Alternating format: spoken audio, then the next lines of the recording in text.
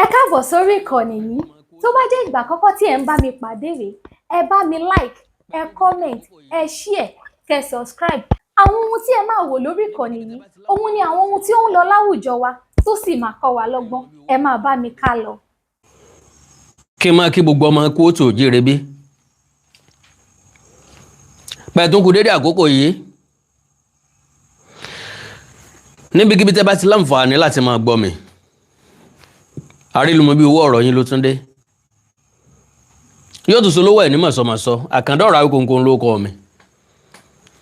Àjàó àrọ̀ Awíkóńkó sọ̀rọ̀ lójú ọlọ́rọ̀, bọ́lọ́rọ̀ bá gbọ́gun bàbá ńlá bàbá ọlọ́rọ̀ ó ṣe. Mo tó kí nínú ilé yìí. Tí kú tó fò tarùn, kọ́mọ gbẹ́nù gbẹ́wò wá. Kí tòun wo tọ́ wọn wọlé kó wá bá gbogbo wa. A kú bẹ̀rẹ̀ sí mi òpin ọ̀sẹ̀. Òní lọ́jọ́ Jímọ̀ olóyin, òní lọ́jọ́ Jímọ̀ oníṣúgà. Bí oyin, bí adùn kì í tán lé oyin. Bí adùn ní tán lọ́ẹ̀dẹ̀ yín. Ìbànújẹ́ ó kéré ó tóbi, òní dé sàkánì wa, kò ní dé tí náà. Ntẹ́tí gbọ́, ntójú rí, làníká tó ń búra wa gbọ́. Torí pé ẹni tí ò sí ń bẹ̀ kò lè mọ bó lọ́hún ṣe rí. Agbada tó kàtàánú tó fìdí gbaná òun ló lè ròyìn. Yorùbá lọ wọ́n bọ̀ wọ́n ní èrò ọ̀nà ni ó ròyìn ọkà tó gbó. Ẹni tá a nà báyìí lára ń ta. Lórí àwọn ọmọ tí wọ́n kó nípa ìyáká wọnú igbó lọ, ọmọ 39. Ṣé gbàgbé? Ó ti lé lọ́jọ́ 10 dáadáa tán ti kó àwọn ọmọ yìí. Ẹ̀wù kan ṣoṣo náà ló wà lọ́rùn wọn láì kìí ṣe wúrẹ́. Iléèwé 3 wọn ti kọ́ mọ. Yúnífọ́ọ̀mù oríṣi 3 náà lè máa rí níbi táìtù program mi yìí. Yúnífọ́ọ̀mù lásán ló ṣe wà lọ́rùn wọn. Wọ́n tẹ́ aṣọ sílẹ̀ fún wọn kán fi sùn lábẹ́ igi. Principal wọn sọ̀rọ̀. Ọbẹ̀ gómìnà Ṣèyí Mákindé, ọbẹ̀ ààrẹ Bọ́lá Ahmed Tinubu pé kí wọ́n dákun torí Ọlọ́run, kí wọ́n negotiate pẹ̀lú àwọn èèyàn yìí, kí wọ́n lè fa àwọn lọ́rùn lẹ̀. Ẹ dákun,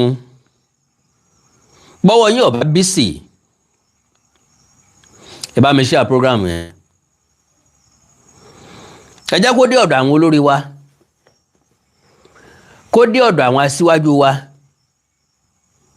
Bóyá bàbá bá wọn sọ̀rọ̀, bóyá ajẹ́dùn wọn, bóyá bàbá wí fún wọn, ajẹ́kó sí wọn lákìnyẹmí ara.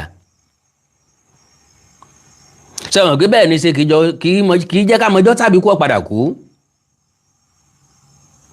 Bí ti rí náà ní ṣe rí, kì í jẹ́ ká mọjọ́ tọ̀rọ̀ padà wúlò. Àrídájú ń bẹ páwọn olóṣèlú ń wètò wa. Àwọn alágbára ńlẹ̀ yìí wọ́n ń wo àkàndọ̀rọ̀ Awíkóńkó tètè ọ̀sọ́kọ́. Bí nǹkan bá ṣẹlẹ̀, bá wí tán bá gbégbèsè, ó túmọ̀ sí pé wọ́n ń gbọ́. Tàbí kẹ́ni tí ó gbọ́, tàbí kẹ́ni tó súnmọ́ wọn gbọ́ kó wí fún wọn.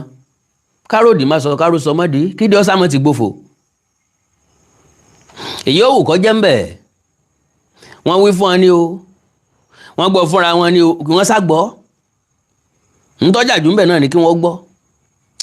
Ẹ má bínú, ẹ bá mi pín program yẹn dákun. Make una help me share the program. God bless you, sir. God bless you, ma. God bless you, my wonderful family.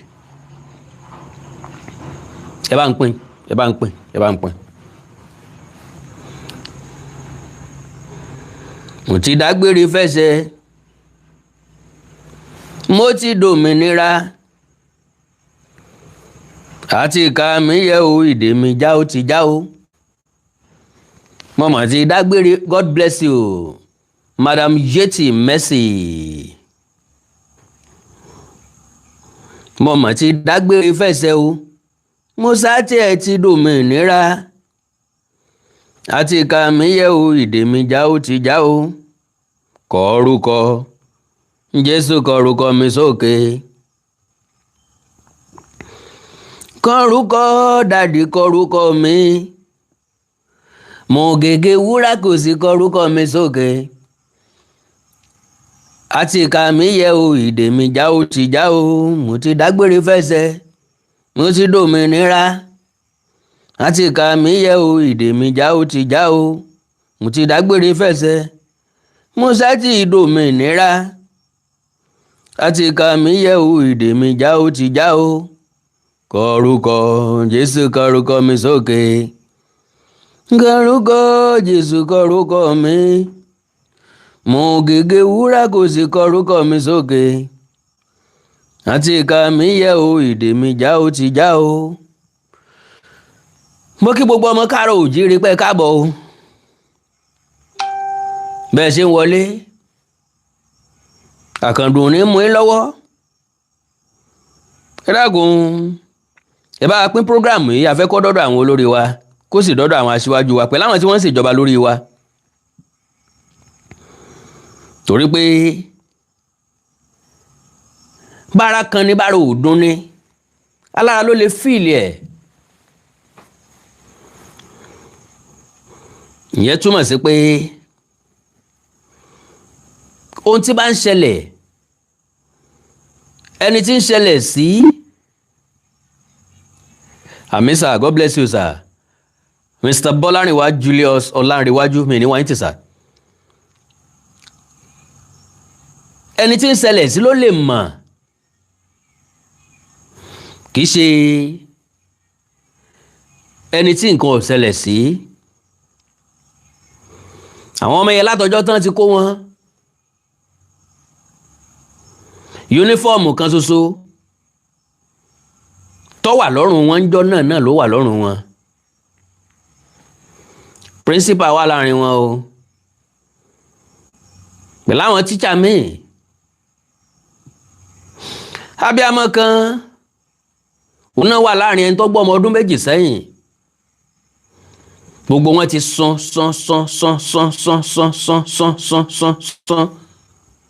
ojú ti wú, omijé ti kúrò lójú wọn. bí wọ́n bá láwọn fẹ́ sunkún gan-an, kò sómi lójú mọ́. àṣé lóòótọ́ ni pé bí ọ̀rọ̀ bá kọjá ẹkún, ẹ̀rín la fi rín. ọ̀rọ̀ bójúgo lòun ọ̀lẹ́ran. àwọn ọmọ ọdún 4 nínú igbó, ọmọ ọdún 6 nínú igbó, ọmọ ọdún 8 nínú igbó, ọmọ ọdún 10, 12 nínú igbó. ojú ti dá, ń bẹ́ẹ̀ rí wọn bí wọ́n ṣe sùn pọ́ lọ́rùn kalẹ̀. ọmọ ọlọ́mọ ń bẹ́ẹ̀ rí bọ́n ṣe kájọ́, wọn kàn dì mọ́ra wọn bẹ̀, wọn tẹ̀gbọ́n tàbúrò bẹ̀ nù. Yorùbá ní bọ́rọ̀ bá bẹ́ tí ọmọ bẹ́, ọlọ́mọ sa ọmọ tiẹ̀ sọ́dọ̀. ọmọ ìyá kì í yà. Yorùbá káre lọ́hùn-ún, ń bá tún wáyé Yorùbá mo fẹ́ jẹ́.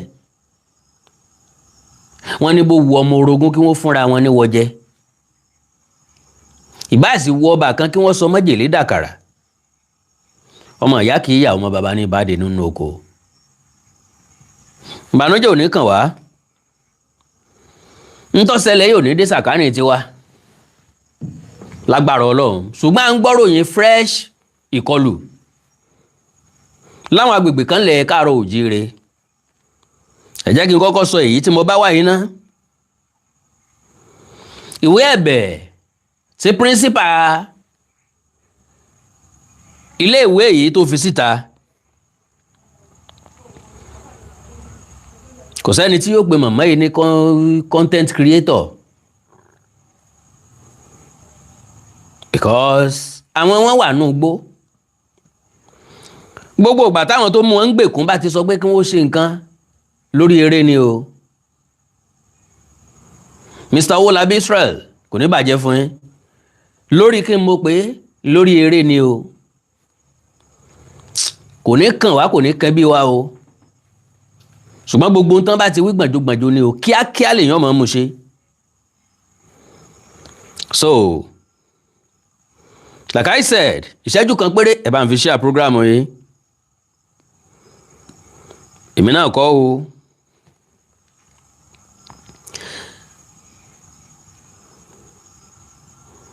ká má bàa jó àsán kan ìlú ni àwọn èèyàn tí ì wọlé dáadáa kò sì yọjá wa nìkan bóyá àwọn tí ò tí ì wọlé òun lọ́wọ́ wọn ó ṣe àrẹ̀ tí ó dọ́dọ̀ àwọn tí ń bẹ nípò ìjọba wa tá a fẹ́ kó dé.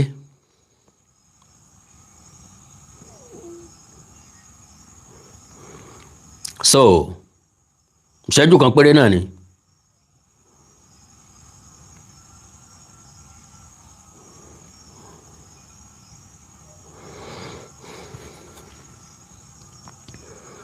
Ará àmọ́nà tán wọn ò lè sọkọ fọ́ọ̀mù àsùnnára ìsọ̀rí aláròró pẹ̀lú alájàpá wọn ò lè jọ ṣe.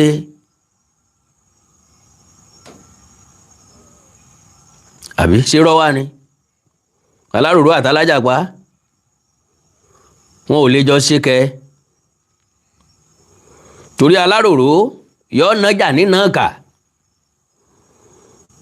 alájàpá tó rìnrìn òru lọ́nà kìí sí tó rìnrìn òru nínú gbódùndùndùn bí èèyàn bá nájà nàkúnà lórí ẹ̀ yóò gbarata o lè polówó rẹ̀ lọ́ta ajé o.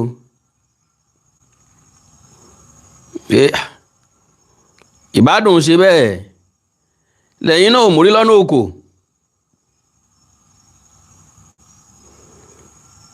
Kẹ lọ rà lọ́pọ̀ kó ọ̀yọ̀kú bẹ́ẹ̀.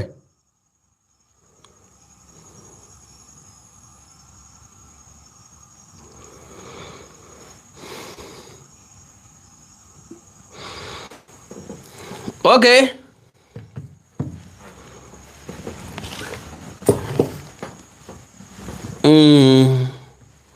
Ẹ má bínú ẹ foríjì mi o torí pé òye ò ní yí àwọn èèyàn kan Awikonko ń waste time wa náà máa sọ bẹ́ẹ̀ kò dẹ̀ rí bẹ́ẹ̀ kọ́mọ ní ìṣẹ̀lẹ̀ ìwà yìí.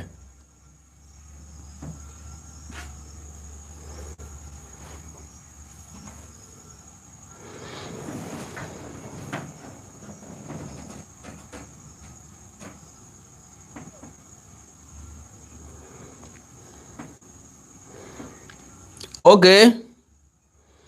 òpònú kan ń bí sọmọ Yorùbá náà lélẹ́yìí kò máa wí kóńkó pè ó tún ní awé kótókòtó ọmọ ẹran ẹjá mú jáde kó lọ́dọ̀ wa inú gbólọ̀bọ̀ ń gbé.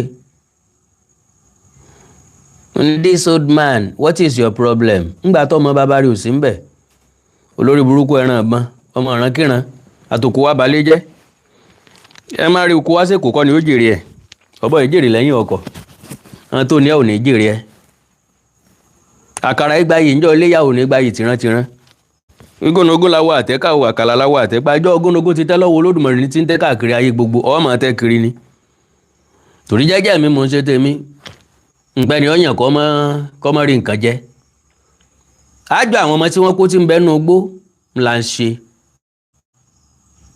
Shame on Governor Seyi Makinde exactly. Shame on Bola Ahmed Tinubu. Not only Seyi Makinde. Pápápá.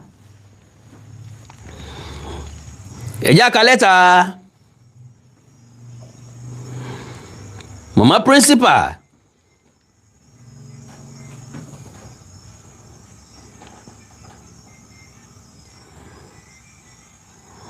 Dialogue with them. Save our lives.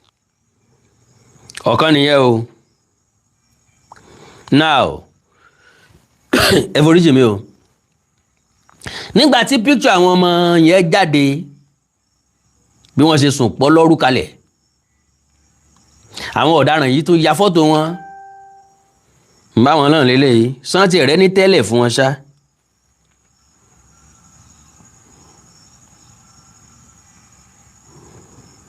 mo fẹ́ wò dáadáa ni o. now nylon ni wọ́n tẹ́ sílẹ̀. eléyìí tí ó fi báàgì súkù rẹ̀ tí ìrọ̀rí wọ́n fi rọ̀rí ń bẹ̀ kálukú wọn sùn lọ. ó jẹ́ ìbànújẹ́ àti ẹ̀dùn ọkàn fún mi láti rí píkṣọ̀ yẹn. àtàárọ̀ tí mo ti rí ìkan nìyẹn ìkan náà lélẹ́yìí bí táwọn ọmọ yẹn ti jókòó wọ́n tíjà wọn náà jókòó sáàrin wọn sẹ́yìn wọn wọ́n sáà ń wò náà ni ọlọ́run nínú àánú ẹ̀ yọ yín nǹkan kò ní ṣe kò ní sẹ̀mí yín lágbára ọlọ́run ó yọ yín. So security report mo kọ́ fẹ́ ka ilé yìí humanitarian concern reports emerging from Ogbomoso, Oyo State indicate that bandits responsible for the abduction of school students have allegedly released disturbing visuals showing the harsh conditions under which the victims have been held. Gẹ́gẹ́ bí principal yìí náà ṣe sọ nìyẹn. According to the report, the kidnapped students are forced to sleep outdoors under extremely difficult and unsafe conditions, exposed to heavy rainfall, scorching sunlight, and other harsh environment elements without adequate shelter, comfort, or protection. Báwọn ọmọ yẹn ṣe wà nìyẹn ilẹ̀ lábẹ́ igi náà ni wọ́n jókòó sí tí wọ́n ń sùn sí.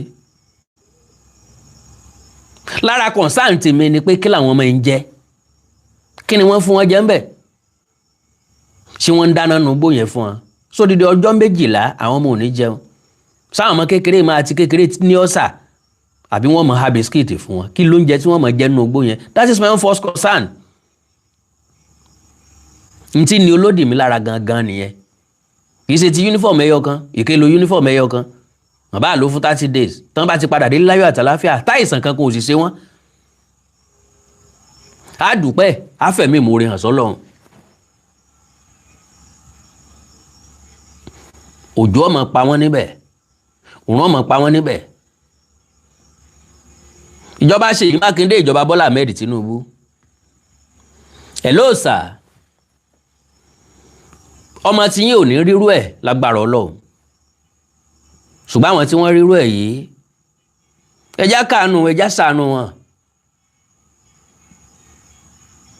kí làgbẹ̀ ń ṣe lóko tí ń dòru gànjọ́ àfẹ́yí tí ó wàásù ẹgbẹ́ ẹ̀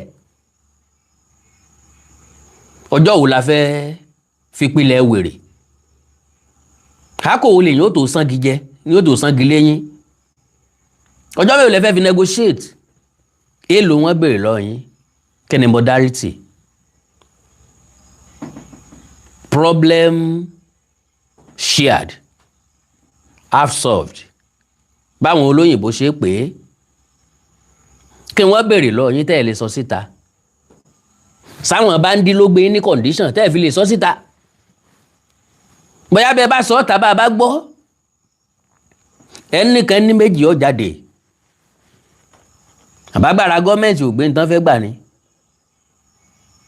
àìmọye individual lójó ẹlẹ́yinjú àánú ṣùgbọ́n tí wọ́n rí nírí pé ẹlẹ́rù ní kọfẹ́ individual àwọn ò rí mọ́ bá sọ̀rọ̀ bí gọ́ọ̀mẹ̀ntì wọ́n bá sọ̀rọ̀ àbí gọ́ọ̀mẹ̀ntì lẹni tí wọ́n bá sọ̀rọ̀ ń bá sọ̀rọ̀ bóyá bẹ́ẹ̀ bá sọ síta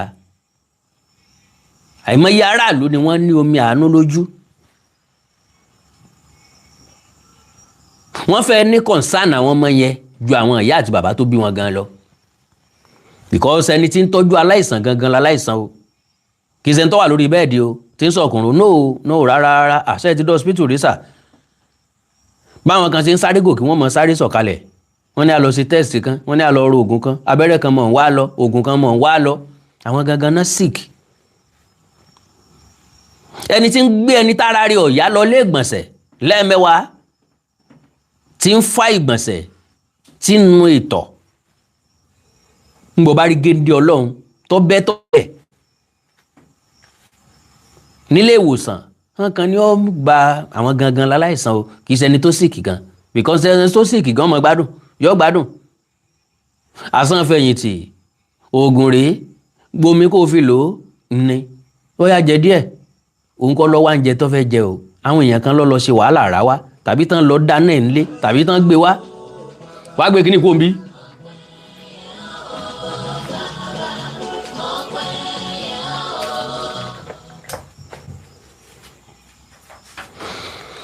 àwọn èèyàn kan ìní lọ rà á wá test lónìí test lọ́la yàtọ̀ sí yẹn àwọn èèyàn kan ní ń wá owó ẹ̀ o wọ́n lọ gbóko ṣe líìsì oko wọn kárẹ́ntì ń bẹ lọ́sípítù ó lé yá wọ́n lọ gbé ṣe líìsì ẹni tí ó gbé kalẹ̀ lọ́dún 2 ọdún 3 ọdún 4 ọdún 5 ọdún 6 ẹ máa wò pé bóòlà Awíkonko ṣe mọ gbogbo ẹ̀ 50 ọdún sáàwá ní ìrírí ni so majority wa àìnífọ̀kànbalẹ̀ tiwa gan ó fẹ́ ju tàwọn òbí lọ ṣùgbọ́n kò sí bí ọ̀rọ̀ ṣe káni lára ju ọlọ́rọ̀ lọ láéláé àwọn ọmọ yẹn wà níbi tí wọ́n ti ń jìyà ó kù díẹ̀ káàtó. All right, the situation has continued to generate widespread concern and emotional reactions among citizens as many describe the suffering and trauma being endured by these innocent children as heartbreaking and unacceptable. Unacceptable. Ọgbọ́n kí la wá rí dá sí. Concerned Nigerians are calling on relevant government authorities and security agencies to intensify rescue operations and ensure the safe and immediate return of the abducted students to their families.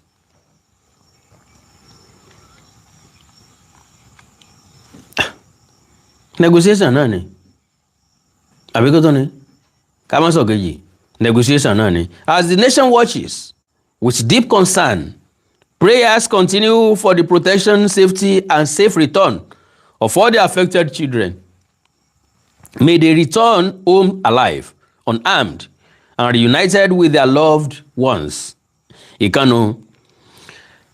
Ìjẹta ni Children Day. Ẹni send the emotional letters sáwọn ọmọ tó wà nínú igbó yìí. Kò dáa kó má wà on record. Today is Children Day. The abducted Oyo State school children and their teachers are still in the bandits' camp. They have been in the abductors' camp for almost 2 weeks. No clothing. Bíbọ̀ ọmọ bá jí láàárọ̀, ẹ wẹ̀ fún, ẹ fọnu fún, ṣé wọ́n mú ìfọyín àtọṣẹ ìfọnu lọ? Ṣé wọ́n mọ̀ọ́ṣẹ ẹ̀wẹ̀ lọ? Ṣé wọ́n bá wọn prepare ẹ̀ síbẹ̀? Kí ni wọ́n ń jẹ sẹ́ẹ̀? Irú oúnjẹ wo ni wọ́n ṣe ń jẹ? Àpò wo ni wọ́n ń jẹ? Bó ni wọ́n ṣe ń jẹ sí? Sáwọn tó kó wọn lọ nú igbó, sáwọn wọn ó lè bọ́ sí gbòòrò láti lọ róúnjẹ, àbí wọ́n ti di oúnjẹ tí wọ́n máa jẹ sẹ́yìn? Kí làwọn gangan jẹ? Tí wọn ò ṣe sọ o, wọ́n ti pẹ́ nú igbó o, wọ́n ti mọ báwọn ológun ṣe jagun àti báwọn ológun ṣe jẹun. Kò sóúnjẹ àjẹyó fólógun. Inú báàgì wọn ìpápánu tí ò lè bàjẹ́ ni wọ́n kó síbẹ̀. Torí kò sójú mímu, kò sẹ́ni tó lórí láyà nínú wọn tí ó sọ pé òun fẹ́ lọ gbòòrò lọ rí oúnjẹ wá. Ìrẹsì ni ó rà ní àbámọ̀lá àti gbẹ̀gìrì. Ọ̀kadà ni ó gùn lọ ní àbẹ́sìn àbí mọ́tò àbẹ́ helicopter. Kẹ́ lè mọ̀ wípé n tó jẹ́ concern wá pọ̀ gan. All right, no clothing, no shelter, no food, no joy, no happiness, no family members around them, no peace of mind. They have been exposed to danger unnecessarily. Psychologically, the abducted school children will not be in good frame of mind. Lágbára Ọlọ́run. Ọlọ́run bá wa tún ọkàn wọn ṣe nígbà tán bá padà dé. Ṣùgbọ́n ìrírí tí ò lè tán lẹ̀ bọ̀rọ̀ ni. Yóò tán ò bọ̀ kò ní.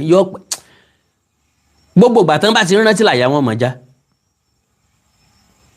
ṣe nǹkan fojú rí kó tó di pé wọ́n kó wọn lọ ni ṣe nǹkan fojú rí lójú ọ̀nà bẹ̀ mélòó ló lè rìn nínú wọn mélòó ni wọ́n ó gbé mélòó ní í ṣe pé wọ́n máa dráàgì wọn bí ìgbà téèyàn ń dráàgì màlúù because àwọn tó kó wọn ìṣèyàn ẹran ni wọ́n ìgbé ayé ẹran ni wọ́n ń gbé wọn ò lè mọ̀ wúlò ọmọ míwá àwọn náà dẹ̀ bímọ bá o wọ́n sì fẹ́ jèrè rẹ o.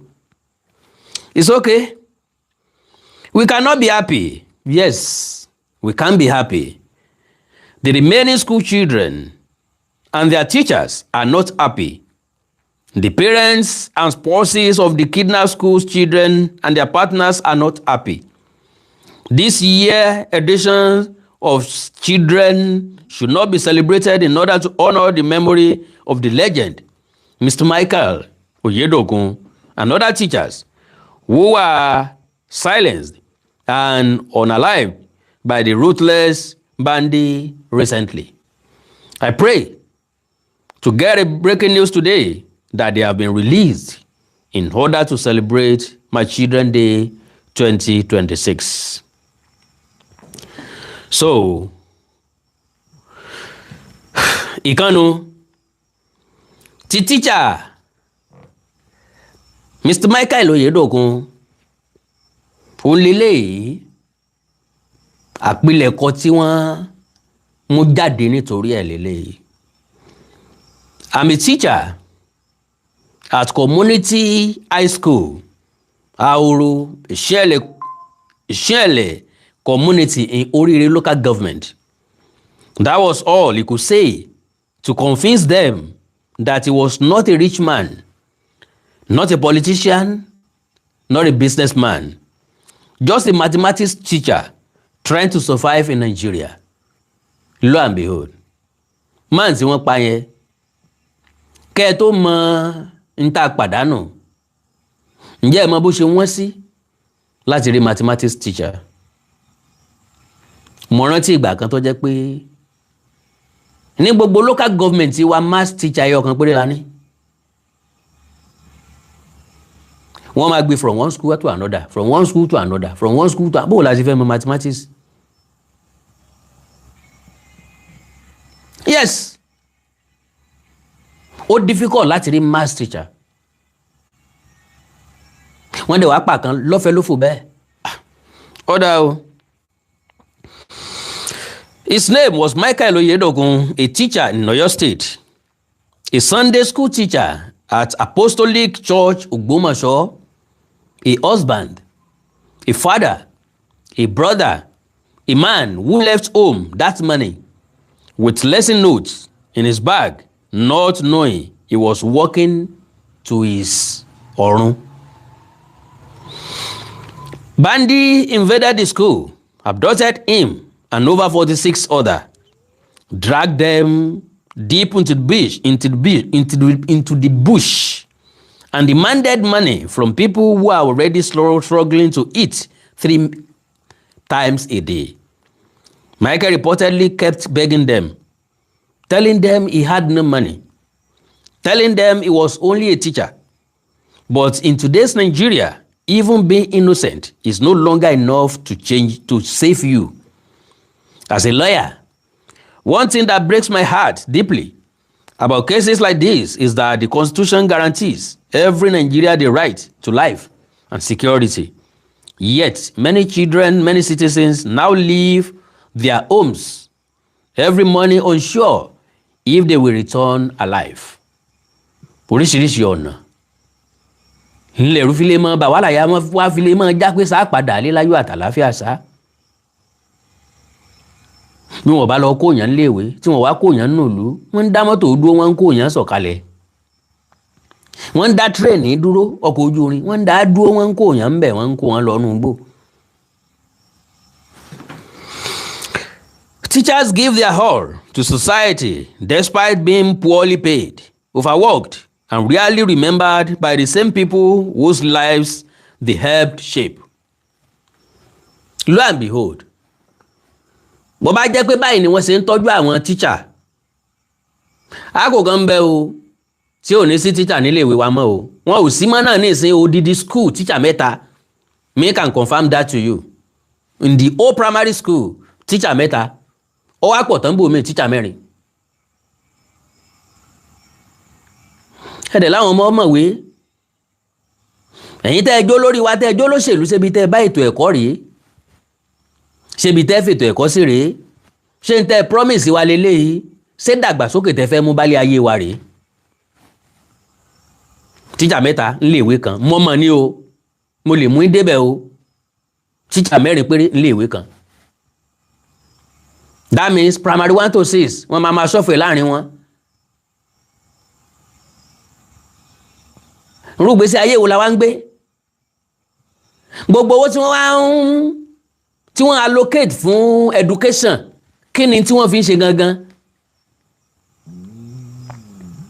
So teacher tó kọ́ president, báwo ni Tìmí Òṣùkọ̀yà ṣe kọrin yìí o? Àwọn tó kọ́ president nílé ìwé, wọ́n kọ́ gómìnà pẹ̀lú ministers, wọ́n kọ́ commissioner pẹ̀lú àwọn òṣìṣẹ́ àti gbogbo àwọn aláṣẹ pátá. Àánú ṣe mí páwọn nìyà ń jẹ tí wọn kò lè dá gbọ́ bùkátà wọn. Àtayé rọ jàre tètè máa ń bọ̀, jàre wá bá wa tún lè ayé rọ. Tètè máa ń bọ̀ Olúwa tètè dé, tètè máa ń bọ̀ Olúwa tètè dé. Ọmọ Nàìjíríà ń retí rẹ, bàbá tètè wá nu omijé wa nù. Àwa tá ti fomijé fún rúgbìn, gbàwó la ó fayọ̀ ká. Education wa ti forí sánpọ́n, school sáà tí ò lè sòyìnbó, kí bàmá róbì ti akọ́mọ́ọ̀gì lẹ́nu ọmọ yunifásitì ríya. Gbà daddy has went out, ìbọn rẹpẹtẹ. Wọ́n ti lé ìwé fún ọdún 2. Àánú ṣe mí agara dá mi, káwọn tíṣà má lè fọhùn tán bá dáwùjọ ẹgbẹ́ wọn. Àwọn tó kọ́ president nílé ìwé, wọ́n kọ́ gómìnà pẹ̀lú ministers, wọ́n kọ́ commissioner pẹ̀lú àwọn òṣìṣẹ́ àti gbogbo àwọn aláṣẹ pátá. Àánú ṣe mí páwọn nìyà ń jẹ. Can you imagine that? Teacher lọ́kọ́ gbogbo wa o. Àbí ńgbà tán bí mi ni mo mọ̀ ọkọ tí mo mọ̀ ká. Orí ọ̀fẹ́ teacher là ń jẹ. Èèlò wa ni salary tí teacher ń gbà. Eléyìí tí ó bá múṣẹ́ mi mọ̀ kò ní lè jẹun yíká oṣù. Lo and behold, báwọn iṣẹ́ mi bá ti wà feasible, tí ó fún àwọn teacher ní èrè jùṣẹ́ teacher tí wọ́n ń ṣe lọ. Lo and behold, wọ́n fi iṣẹ́ teacher lẹ̀, wọ́n gbajúmọ̀. Majority of them ò fẹ́ lọ sí college of education mọ́, wọn ò fẹ́ ṣiṣẹ́ teacher mọ́. Tọ́ráyé àtijọ́ lè ń sọ pé èrè teacher ń bẹ lọ́run. Iṣẹ́ teacher wà lucrative láwọn orílẹ̀-èdè kan. Go to South Africa, especially science teacher, English teacher, mathematics teacher. Go to any country in the whole world, wọ́n sanwó gẹ́gẹ́ fún wọn. Kò dí bẹ́ẹ̀ ní Nàìjíríà o. Ṣé tán bá wá fi sílẹ̀, tán bá fi sẹ́lẹ̀, ṣé lè dọ́mọ yín kọ́, ṣé mo lè dọ́mọ mi kọ́? Àwọn wèrè wo ló wà ní ìgbìmọ̀ aṣòfin àgbà? Àwọn wèrè wo ló wà ní House of Rep tí wọ́n lè increase owó táwọn ń gbà, wọ́n lè increase kí làwọn nǹkan tí wọ́n tún allowances wọn, wọ́n lè increase wardrobe wọn, wọ́n lè increase kaakiri kan wọn, ṣùgbọ́n wọn ò lè increase owó àwọn teacher láàrin gbogbo òṣìṣẹ́ kan tí ẹ̀ tó ti teacher ṣe.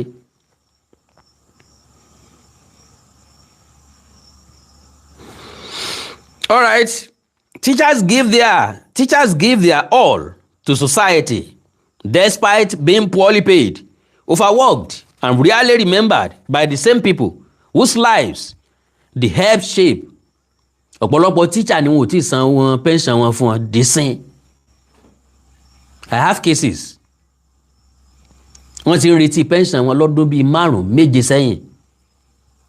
Wọ́n máa sọ fáwọn ọmọ wọn kán bá wọn gbàdúrà kíjọba ó ti rántí àwọn. Bàbá màmá yìí ti wá ń darúgbó.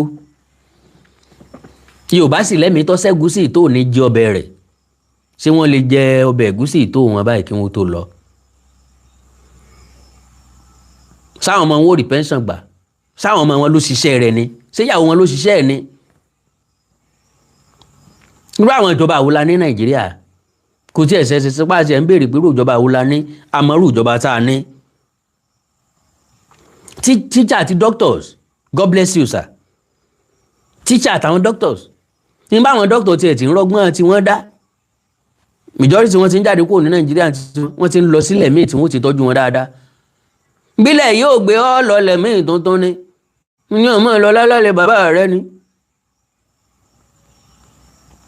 ẹni tí ó ṣoríire l'Amẹ́ríkà orí ibú ni ó lè kúrò Nàìjíríà. Ìbàdàn nílé owó fọ́mọ Ádámọ̀, fẹ́ni tí kádàrá rẹ̀ bá bá bẹ̀ mu. Èkó nílé owó fọ́mọ Ádámọ̀, fẹ́ni tí bá kádàrá rẹ̀ bá bá bẹ̀ mu. Ìbàdàn gbé ọ́ sáré ìlú Èkó, ìyẹn bí kádàrá rẹ̀ bá bá bẹ̀ mu ni o. kí la fẹ́ gbà? bó la ṣe fẹ́ sọ̀rọ̀ ilé ayé? Now, many of us today can read, èmi náà sọ bẹ́ẹ̀ lẹ́ẹ̀kan, write, calculate and speak confidently, because somewhere in our lives a teacher sacrificed comfort to teach us. It is heartbreaking to see a man who dedicated his life to educating children end up dying in such a crucial and painful way. Mà àwọn tíṣà tí mo kí jù náà àwọn tíṣà wa, àwọn tí mú wa lọ́wọ́ kọ̀wé ńgbà tá a mọ̀ há kọ dáadáa, tá a mọ̀ bí kọ dáadáa, tá a mọ̀ bá ṣe yí sí, tá a mọ̀ bá ṣe fagidí, tá a mọ̀ bá ṣe kọ hí, tá a mọ̀ bá ṣe kọ hef. Àwọn tíṣà wọ̀ tí àpọ́nlé. Ẹ̀yin tọ́lọ́ ń bá ṣẹ́gi fún ẹ̀yin tẹ́ lówó lọ́wọ́, tọ́lọ́ ń bùkún dáadáa, àwọn tíṣà yẹn máa rántí wọn, ẹ béèrè wọn. Yes, Ọlọ́run dẹ̀ tí ìbùkún ọbí ti Dangote àbí Mike Adenuga, ṣùgbọ́n yọ 10,000 20,000 jù bẹ́ẹ̀ lọ ó lè fún tíṣà ẹ. Ẹ má bínú o,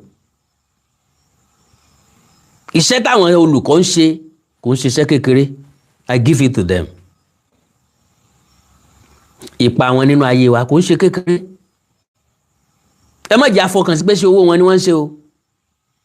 At least pé wọ́n róko olóko kún tó gbìn pàṣẹ wọ́n ṣàríṣẹ́ tán fẹ́ ṣe tẹ́lẹ̀ fúnra lára wọn wọ́n yàn. Ẹ má jẹ́ àrí bẹ́ẹ̀. Ilé ayé ti kọjá bẹ́ẹ̀ sà, ilé ayé ti kọjá bẹ́ẹ̀ mà.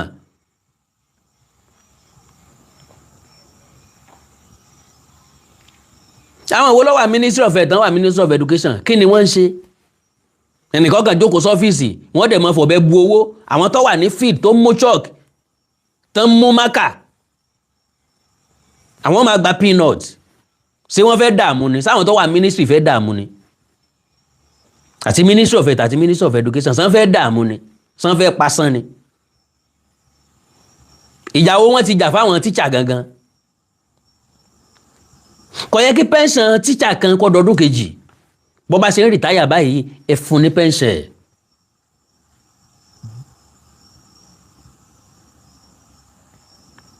Ẹ fún ní pension.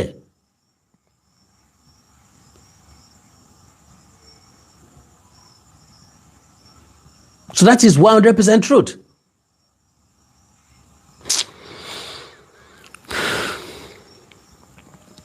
The most painful part, after the tears fade online, another tragedy will happen, and this one too will slowly be forgotten. I think gbàgbé already. Òkú tí kìí ṣe tẹ́ni ọjọ́ tó fọ́. Gbogbo wa dárò láàrin ọjọ́ kan ọjọ́ méjì, kálukú ń jà mọ́lẹ̀ lọ, à ń jẹ̀bá wa lọ. Ṣebí Kini ó sì máa ṣàwà pánkọ̀ kan nu bí ìgbà tọmọ ló bá ń pa ìkùrọ̀ táwa ń yọ ọmọ inú ẹ̀ kú. For how long? But to the family of Papa Michael, this is not just another news headline. Their entire world has changed forever. Bẹ́ẹ̀ni, nínú ìlú tán wà, gbogbo ayé mọ́lé wọn, ilé bàbá ọ̀nù. Bàbá náà wọ́n bẹ́ lórí nínú ilé wọn nìyẹn. ìyàwó wọn àwọn ọmọ wọn nù ó ti change ìgbésí ayé wọn forever. kí ni yóò jẹ́ èrè wọn, kí ni yóò jẹ́ ìpín wọn látọ̀dọ̀ ìjọba kìíní ìjọba kejì, látọ̀dọ̀ àwọn ẹlẹ́yinjú àánú káàkiri. bàbá yìí ò tí ì ní sàárè, wọn ò tí ì rókò ẹ̀ o. Yorùbá sì lọ́mọ wọn kú ó sàn jọmọ wọn nù lọ, bọ́mọ wọn bá kú wọn ò dojú orórì ẹ̀ ibi wọn sin sínú. wọn á ní bọ́n ọmọ ìbádàgbà sọ fún wọn bójú orórì bàbá wọn nù.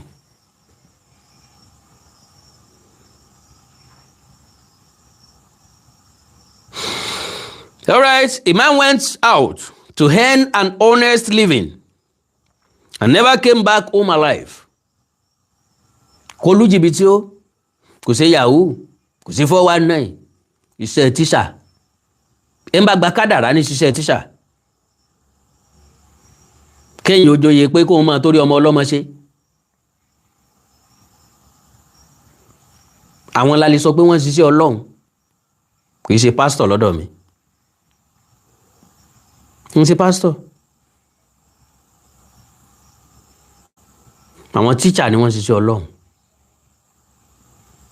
ọmọ mi ọ̀tọ̀ wọ́n bá sàn dé, wọ́n wọ páńpá fún, wọ́n wọ páńpá sí fún, wọ́n ó dè díẹ̀ dáadáa, wọ́n bá kàtíkè sí.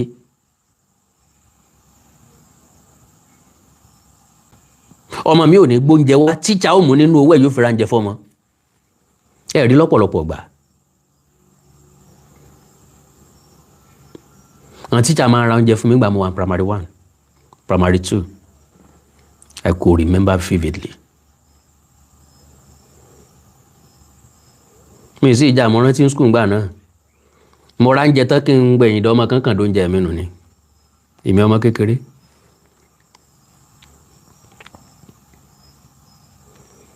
tíṣà kan nìkan tó ń jẹ mí fún mi. mo kàn wò náà ni mi ìjà ń tèmi mi ìbáyàn já láti kékeré ni. mo kàn wò náà ni mo kàn wojú ọmọ náà mo sì ń wọlé níbi tó ń jẹ mí dà sí.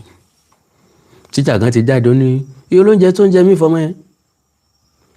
ìyá olóúnjẹ náà wá tó ń jẹ gòó náà gbowó lọ mi mọ́, gbowó lọ tíṣà náà mọ́. experience tó. So I am deeply heartbroken about this. Rest well, Pa Michael. May God save our families. All right, ẹ jẹ́ mú lẹ́tà principal gangan wa pàápàá dialogue with them. Save our lives. Kidnapped Oyo principal begs Tinubu Makinde, the abducted principal of community high school, ṣẹlẹ in Orire, local government area of Oyo State, Rachel Alamu, has appealed to President Bola Ahmed Tinubu and Governor Seyi Makinde to negotiate with her captors to secure the release of victims still being held in captivity. Alamu was abducted alongside staff members and students on May 15 after armed men attacked 3 schools in the Ahoro, Iṣẹlẹ, and Yawota area of Orire in Ogbomoso. The attackers, who arrived on motorcycles, reportedly kidnapped dozens of pupils, students, and teachers from Community High School, Early Primary School, Iṣẹlẹ, and Yawota Baptist Nursery and Primary School. During the attack, the government Payin and assistant headmaster, identified as Adesina and the commercial motorcyclist. Governor Makinde had earlier confirmed that 7 teachers were abducted during the raid, while one of them, Michael Oyedokun, was later Payin in captivity. A video that surfaced days later allegedly showed Oyedokun being Belori after being Demagi, sparking outrage and renewed fears over the safety of the remaining hostages. In 2 videos shared on Instagram on Friday, Alamu pleaded with both federal and state governors not to attempt a forceful rescue operation. Gbogbo àwọn security agents, we are working on it. we are on it. The surveillance kìíní kan no ẹgbẹ́ surveillance kìíní kan ti o. Nígbà tó rí yín ti dàrú tó rí yín burú bí eégún ti ń léwèrè tẹ́ẹ̀ ti lè prevent ẹ̀ ẹ má fẹ̀mí àwọn ọmọ ọlọ́mọ sí danger. Ń lọ jẹ́ kán sọ pé káwọn woman yẹn ṣe ìwé fídíò jáde bí any attempt báyìí o n tí ó mú àwọn tí ó pa àwọn tàbí tí ó mú àwọn ọ̀kọ́ gbẹ̀mí gbogbo yín náà ṣe é sọ fún ọ kí wọ́n má lágídí pẹ̀lú wa o. N tá fẹ́ ni pé n tá béèrè ni kí wọ́n fún wa ká sì yọ̀ǹda yín láyọ̀ àtàláfíà kẹ́ ẹ máa lọ. Ẹ jẹ́ kí gọ́vnà Mákindé kó swallow pride ẹ̀ kí Bọ́lá Ahmed Tinubu swallow pride ẹ̀. They've all failed us. Tinubu fèèlì wa, Mákindé fèèlì wa, gbogbo àwọn olórí burúkú gómìnà fèèlì wa, gbogbo àwọn tí ń bẹ nípò ìjọba fèèlì wa. Gbogbo ń tẹ́lẹ̀ yàn pátápátá ni ọ̀wọ́ọ̀kì ń bẹ́ẹ̀ ní forest guard kí làwọn ń ṣe? Ògèdè yúnífọ́ọ̀mù àwọn ọlọ́kadà tí ń kọjá lọ lórí burúkú gbogbo wọn máa ń dá lọ́nà. Ọlọ́pàá tẹ́ fi sẹ́nu iṣẹ́ àwọn ọlọ́kadà ni wọ́n tẹ̀ bàtì 200 naira 100 naira. Gbogbo ẹ̀dá tí ń gbowó iṣẹ́ lórílẹ̀‐èdè Nàìjíríà tí òṣìṣẹ́ tí ń gbowó ẹ̀ wọn ò ní fi jèrè. Bí wọ́n fi kọ́lé yóò wó tàbí kó jóná.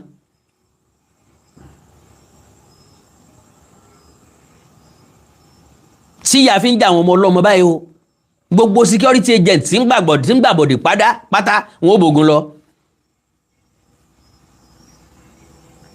Gbogbo àwọn tí ń sòwò fún pé ọ̀nà bí là ń gbà bọ́ o nǹkan ẹ̀dènà dè wọ́n bí tó jẹ́ security agencies. Gbogbo wọn pátá lọ́lọ́run ó fi dínà Ọlọ́run fi di ogun. Kí ló dé? Ilẹ̀ tí ń sàn fún wàrà fún oyin ẹ̀ ò kán sí alẹ́nu wàrà rẹ̀ ọ̀sán sí alẹ́nu. Èèyàn péréte ní jẹ gbogbo mòdòmódò tó yẹ kí gbogbo wọ́n jẹ. Ọlọ́run ní jẹ́ sọmọ́nu torí kò sí ń tọ́ka àwọn ọmọ o bọ́ ẹ̀ ní jèrè ayé. Àti rá àwọn irú yín tí wọ́n lọ abroad tí wọn ò lè padà mọ́ bẹ́ẹ̀ yín náà ṣe hánu tàbí kẹ́ ẹ kú sọ̀hún kí wọ́n gbókùn yín wá tàbí kán sín síbẹ̀ kò sí ń tọ́sà àwọn ọmọ yín because àwọn ọmọ yín ọ̀ràn yín.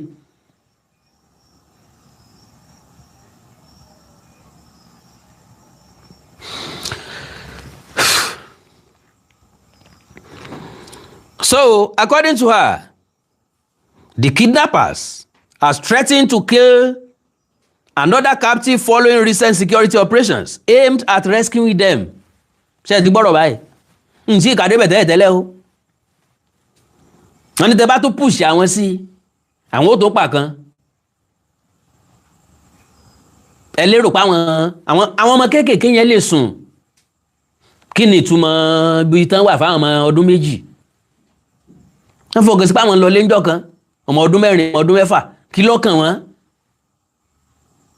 Àtúnrẹ́lẹ̀ tí ó tún sunkún ebi nínú wọn èmi ń gbé mi o mi ò jẹun o kí ni mo fẹ́ jẹ o ebi ń pa mí o tí ó tún máa ṣe yẹn táwọn tí sọ wọn pé dákẹ́ lọ́kàn wọn. Ṣùgbọ́n àwọn tó jẹ́ tíṣà tó ti dàgbà tán mọ tí wọ́n ń pè ní kú àti ìjìyà wọ́n wà nínú ìrònú àti páyín kéèké oorun ò ní kojú wọn tí lè ó fi mọ́ wọ́n mọ̀ yájúlẹ̀ kànràmọ̀ báyìí ni. So ẹ má lu agídí tí ò ní di kankan o táwọn ọmọ yín bá ń bẹ̀ẹ̀bẹ̀ ní ẹ lu agídí tẹ́ lọ́mọ tẹ́ fẹ́ fi ṣe ètùtù àwọn eléyìí ìṣẹ̀rẹ̀ ètùtù o àti ìyá àti bàbá wọn ń retí wọn lé ọkọ àtàwọn ìyàwó àwọn èèyàn wọ̀nyí náà ń retí wọn. Àwọn tí ń bẹ ìjọba ní gọ́ọ̀tù wọ́n dẹ̀ ń sunrun àsùn bí ẹni pé nǹkan kan ò ṣẹlẹ̀. Àwọn ilé kan ti wà nínú ìpayín kékeré láti May 15. Báwọn ẹbí wọn bá ń rìn láàrin ìlú òkùtù wọn ní rìn ẹ̀mí ò sí ń bẹ̀ mọ́. Àsan pé ìyẹn wọn wà ń gbèkùn àsan pé wọ́n ti pẹ́ nìkan ta ló tún wá mẹni tí ó kàn ìrònú ọba wọn. She said and I quote, "Please, I am here again to beg the government, President Bola Tinubu and Governor Seyi Makinde to help us and dialogue with these people. They should not use force," she said. And I quote, "In fact, the force they used yesterday has caused us so much pain. It has added to our problem. Ndogbe mi wá nù o. Because gbogbo bí nǹkan ṣe ń lọ gbùrùgbùrù láàrin inú igbó làwọn náà ń gbọ́. Àwọn nìyá rẹ̀ wá ń jẹ. Àwọn yẹn máa discipline wọn. Wọ́n fìyà jẹ wọn. Wọ́n á tọ́jọ́ wọn. Nítorí yín náà ṣe ń lé wa káàkiri báyìí o. So gbogbo surveillance team pátápátá advice ni o. I am not in position to direct you or to tell you what to do, but I can advise you. Because we the masses are the receiving ends. Àwa ni kíní yẹn kàn kọ̀ọ̀kan yín, ìwọ̀nba péréte lọ́kàn yín. So gbogbo surveillance team nǹkankan ẹ pé kán jáde.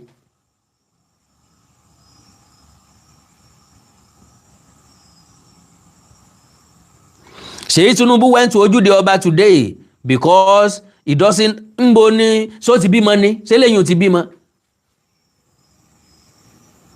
Tó bá jẹ́ nọ́ọ̀tì ló ti ṣẹlẹ̀ yóò ti kówó rọ̀gùnrọ̀gùn lọ bí ó lè fún 500 million. Wọ́n dẹ̀ sin Mr. Adéṣiyàn àrégún tí ń jà tí àjíkẹ́ ẹnìkankan láti ilé ìjọba. Wọ́n fi Sienna bóyá 2004 model àbí nǹkan náà fi gbókú ẹ̀ wá. Tó bí ìgbà táwọn ọmọdé bá ń tẹ bèbí. Ẹni tó yẹ kó jẹ́ pé ambulance hospital ìjọba ńlá ló yẹ kó gbé wá. Kí flag Nàìjíríà kó wà lórí pósí ẹ̀. Torí pé failure tí ló ṣekú pa. All right. The force they used yesterday has caused us so much pain. It has added to our problem. In fact, one of us has been picked, and they said they will pay him because the government tried to help us by force. We want you to call them and dialogue with them so that our lives will be saved.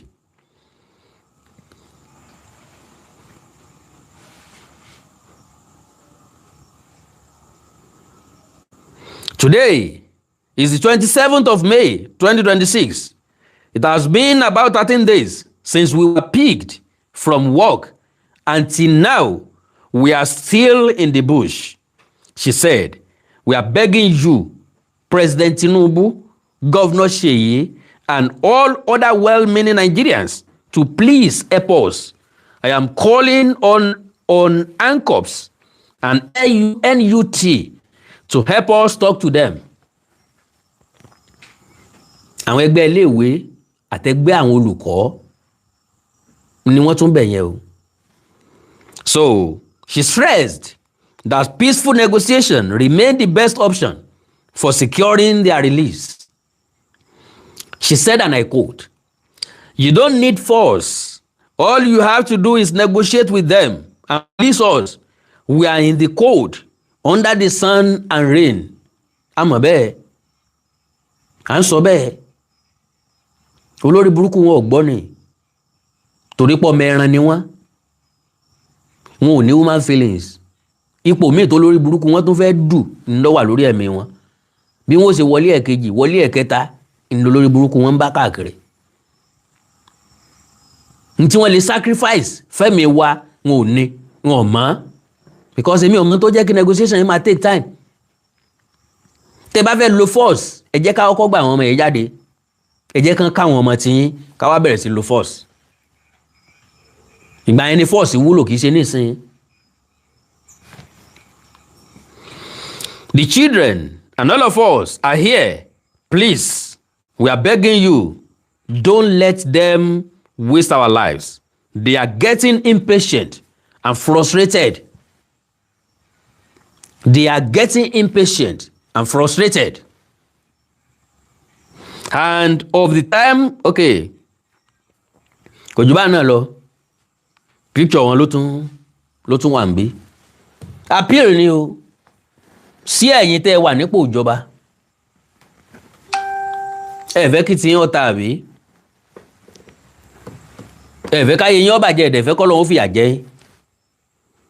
Ẹ wọ́nà àbáyọ, jẹ́ káwọn ọmọ yìí kó níbi tán wà. Problem táwọn ọmọ yìí kọ́ o, problem ti yín ni o. Yeah. You are all failure. You failed woefully in everything. In basic amenities, you failed. Health sector, you failed. Education, you failed. Power, electricity, you failed. So what else?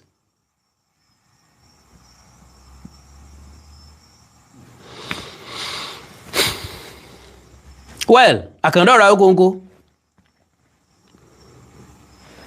lágbára Ọlọ́run wà ń bẹ̀. Àjàó àrò Awíkonko á sọ̀rọ̀ lójú ọlọ́rọ̀. Bọ́lọ́rọ̀ bá gbọ́ kí n bá ńlá bàbá Ọlọ́run ṣe. Èmi wá appeal ni o. Èmi náà wá appeal ni o. Wípé gbogbo ẹ̀yin tẹ́ láǹfààní àti máa wo ètò yìí, ẹ bá mi pín. Bóyá yóò dọ́dọ̀ àwọn tá ń bá wí. Àrà ó lè ta wọ́n. Bóyá wọn ó lè kanra sí mi pé olórí burúkú ọmọ òun ní ṣépè fún wa, bó tiẹ̀ ṣe ń ṣépè fún wa. Kò ní dáa fún yín, kò ní yẹ ẹ̀ ní gbádùn. Ọba ìjèrè lẹ́yìn ọkọ ẹ̀ ní jèrè tìrantìran. Bẹ́ẹ̀ sì kó wa sínú wàhálà yìí. A béèrè owó lọ́wọ́ yín pé kẹ́ ẹ fún wa lówó. Jẹ́ǹjẹ́ mẹ́ta lójúmọ́, n ò tiẹ̀ jẹ́ rí. Yes sir, yes ma, mi ò jẹ́ǹjẹ́ mẹ́ta rí. Tí n bá jẹ bóyá àgbà mo wà ní kékeré ṣá. Títí dòní mi jẹ́ǹjẹ́ mẹ́ta rí ṣá. Ẹ̀ẹ̀mejì. Kí n tó jẹ tàárọ̀ aago kan aago méjì ó ti lù, ó sì tún dálẹ́.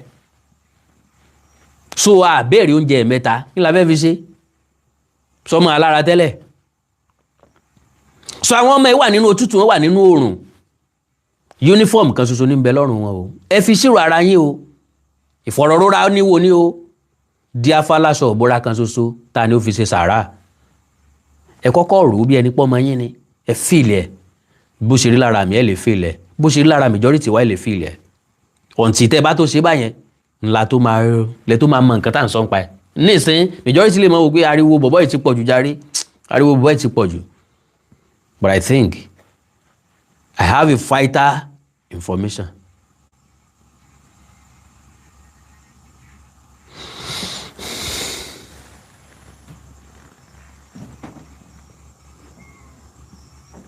Let's go. Ṣé mo gbà? God bless you sir. Ẹ ra sticker fún mi. Ẹni mọ̀ bànújẹ́ ní mùsì lágbára Ọlọ́run. Let's go. God bless you sir. God bless you ma. Mọ̀ bóyá ọkùnrin ní bóyá obìnrin ní. Ṣùgbọ́n ẹni náà kan tẹ́kẹ́ tó rí kan. Thank you sir. So kó tó di pé wọ́n mọ̀ lọ ẹ mọ́ gbàgbé o.